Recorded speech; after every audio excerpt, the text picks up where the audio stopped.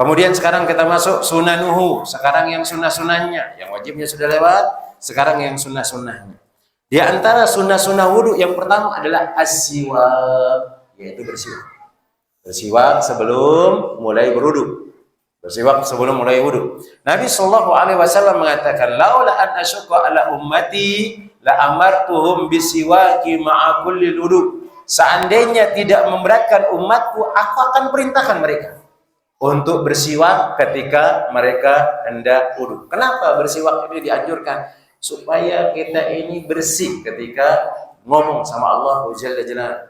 Dan kita mungkin udah sebutkan bagaimana ada seorang itu ketika dia membaca Al-Quran, malaikat itu senantiasa dekat dengan kita. Nabi SAW menyebutkan hal tersebut. Mazala yaqra'ul Quran wal malaikata yadnu. Mazala yadnu hatta yadu'a fihi alfi. Bahkan Nabi SAW mengatakan malaikat ini senang dengar suara kata, bahkan mencium bau mulut kita ketika baca Al-Quran. Sampai disebutkan dalam hadis yang sahih tersebut, malaikat itu meletakkan bibirnya di bibir kita. Saking senangnya mendengar bacaan Al-Quran. Tapi ini khusus orang yang bau mulutnya tidak bau, bukan bau mulutnya. Yang mulutnya tidak berbau, ya jemaah. Adapun kalau berbau, manusia aja nggak mau dekat-dekat dengan kita, ya jemaah. Apalagi malaikat. Yang mana Nabi SAW mengatakan, innal malaikata tata'adza bima yata'adza banu Adam. Sesungguhnya malaikat itu terganggu sebagaimana anak Adam pun terganggu. Nah, kemudian yang berikutnya di antara sunnah-sunnah wudu adalah ghuslul kaffaini salasan fi awwalil wudu. Mencuci tangan 3 kali di awal wudu. Itu sunnah. Antum nggak gunakan juga nggak jadi masalah. Cuman dikhawatirkan oleh Nabi SAW, mungkin tadi kita memegang sesuatu yang kotor. Maka jangan sampai antum mulai wudu langsung ambil air, masukkan ke mulut. Ada masih kotoran yang di tangan. Maka sunnahnya adalah dicuci. Dan kita sebutkan juga di antara sunnahnya yang ditekankan itu kalau baru bangun tidur. Dan ini udah lewat. Nah kan kalau kita tidur itu ya kita nggak tahu kemana-mana tangan kita. Mana-mana. Ya namanya orang gatal di bagian mungkin bokongnya jemaah. Antum kalau garuk kayak gini nggak enak jemaah. Antum gatal, gigit nyamuk, kemudian lewat baju antum garuk. Nggak enak sekali. Enaknya itulah langsung. Gitu juga bagian itu jemaah. Kalau udah antum pakai celana dalam, pakai celana lagi panjang, atau mungkin pakai celana yang pendek kan, itu belum pakai sarung lagi supaya nggak kelihatan aurat sama anak-anak kan, pakai sarung, gatal jemaah, gatal. Yang enaknya itu buka sarung, buka celana dalam, masuk tangan, terus digaruk, bahkan sampai berdarah antum garuk jemaah. Itu yang nikmat. Kita nggak tahu sampai mana batasan yang kita garuk. Ternyata yang bagian najis yang kegaruk juga. Kadang-kadang mungkin ada di antara kebiasaan kita di habis antum garuk atau cium gitu. Ada kadang-kadang seperti itu. Iya, nggak tahu mungkin bawaan dari dulu ada waktu kecil kayak dari garuk, gatal sekarang dicium juga. Kayak gimana baunya? Nah, sama juga kebiasaan kalau ngilangin kotoran di sela-sela kuku. Dari hilangin sela kuku, sempat aja cium gitu. Nggak tahu nikmatnya apa. Tapi ya memang kebiasaan seperti itu cuma. Nah, ini yang dikhawatirkan oleh Nabi, nanti ada kotoran di tangan. Akhirnya disunahkan untuk mencuci. Berapa kali? 3 kali. 3 kali. Diperintahkan dia dicuci tangannya 3 kali di awal. Kemudian yang kedua di antara yang berikutnya kita baca hadisnya liman sabata an Utsman, sebagaimana tetap atau ada dalilnya dari Utsman. Fi hikayati wudu'i Nabi sallallahu alaihi wasallam, dalam menceritakan wudu Nabi sallallahu alaihi wasallam. Annahu ghasala kaffaihi salasan, beliau mencuci tangan beliau sebanyak 3 kali. Ini yang kedua. Kemudian yang ketiga adalah jam'u bainal madmadi wal istinsyaq salasan bi ghurfatin, yaitu menggabung antara kumur-kumur dengan masukkan air ke hidung dengan 1 telapak tangan. Ini sunnah. Kalau antum nggak bisa ya sudah 2 tangan. Nah, tapi disunahkan tuh ambil air, masukkan ke mulut separuh, masukkan hidung separuh, kumur-kumur, kemudian dikeluarin, istinsyaq juga dikeluarin air yang di hidung. Kemudian batasannya hidung ini sampai kena mana susah? Sampai antum kesengsengan namanya itu. Gak tahu bahasa Indonesia atau bahasa apa itu juga. Maksudnya itu ketika antum narik di air ke hidung itu sampai berair mata antum. Itu yang disunahkan. Itu yang disunahkan oleh Nabi SAW. Tapi bagaimana Ustaz? Sekedar masuk aja misalnya kemudian keluar, apakah ini cukup? Cukup.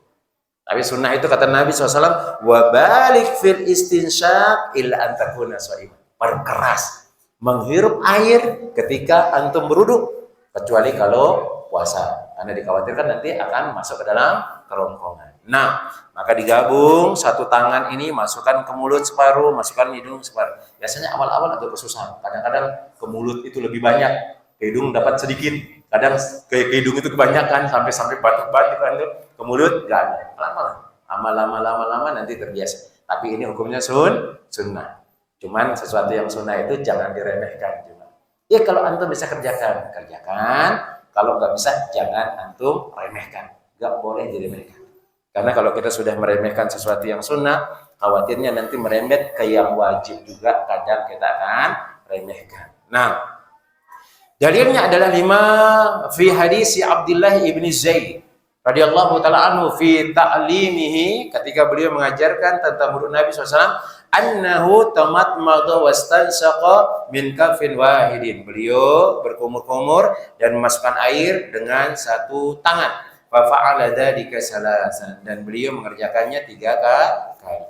Kemudian yang keempat, memperkeras dalam keduanya, baik kumur-kumur ataupun masukkan air ke hidung. Nabi sallallahu alaihi wasallam mengatakan, wa balik fil istinsyak illa an takuna shaiman. Maka perkeraslah ketika istinsyak, masukkan air ke dalam hidung, kecuali ketika engkau berpuasa. Ini dia yang keempat. Yang kelima, taqdimul yumna ala yusra. Ini yang kita sebutkan tadi. Nabi SAW selesaikan 3 dulu yang kanan, cuci tangan. 1, 2, 3, baru ke kiri. 1, 2, 3 selesai. Ini hukumnya sunnah. Karena ada orang yang cuci kanan dulu, selesai kiri. Kanan lagi, kiri lagi. Kanan lagi, kiri lagi. Ternyata ini juga tidak jadi masalah. Cuman Nabi SAW senangnya kanan didahulukan, baru selesai itu kiri. Nah, sebagaimana yang disebutkan dari Aisyah radhiyallahu taala anha, karena Rasulullah sallallahu alaihi wasallam yuhibbu at-tayammuna fi tanaudihi. Bahwasanya Nabi SAW ini cinta, senang mendahulukan yang kanan-kanan. Di antaranya adalah ketika menggunakan sandal, maka disunahkan menggunakan dengan kaki kanan. Cuman kalau antum nggak pakai mungkin kaki kanan, tiba-tiba pakai kaki kiri, nggak dosa, karena itu sudah sunnah. Ada orang disebutkan kemarin di pondok, udah lama. Ceritanya ada orang ini katanya pengen melihat apakah ini pondok ini betul-betul menegakkan sunnah apa enggak. Ada yang bercerita di pondok. Akhirnya dia pernah datang ke suatu pondok, kemudian melihat santrinya ada yang mengenakan sandal pakai kaki kiri dulu, kemudian pakai kaki kanan. Akhirnya dia nggak mau belajar di pondok tersebut. Jangan kayak gitu, jangan. Dia mengatakan, oh ini kan perkara sunnah, kenapa diremehkan? Otomatis nanti yang wajib-wajib juga diremehkan. Ada betulnya sebenarnya ucapannya. Cuman tidak seperti itu harus kita memahaminya.